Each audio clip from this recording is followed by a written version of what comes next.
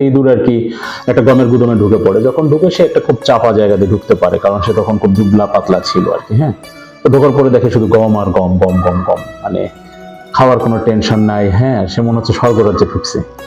আর বিড়ালে ধাওয়া দিচ্ছে না, হ্যাঁ কোনো কিছু নাই, শুধু খাওয়ার খাওয়া। সে খাইতে খাইতে 1 মাসের ভিতরে প্রচুর মোটা হয়ে যায় আর কি। হ্যাঁ, কিন্তু হঠাৎ করে তার একদিন তার পরিবারের কথা মনে পড়ে, আমার তো পরিবার আছে। হ্যাঁ, তো ব্যাক করার ইচ্ছা হয় তার। তো ব্যাক করার জন্য সে কি করে, সেই চিপা জায়গা আবার যায়, কিন্তু এবার তো সে মোটা গেছে, আর ব্যাক করতে পারে না আর কি। হ্যাঁ, তো মনের দুঃখে সে আবার সে গুদামের ভিতরে চলে আসতে হয় তার। তো আসার পরে সে দুঃখের ভিতরে ওই খাবার দেখে আবার আপ্লুত হয়ে খাইতে থাকে আর কি, খাইতে থাকে, আরো মোটা হতে থাকে। সে কিন্তু আলটিমেটলি আর ব্যাক করার কোনো তার ওয়ে নাই। ছোট্ট একটা সিদ্ধান্ত ছিল, কিন্তু এখন আর সে ব্যাক করতে পারবে না।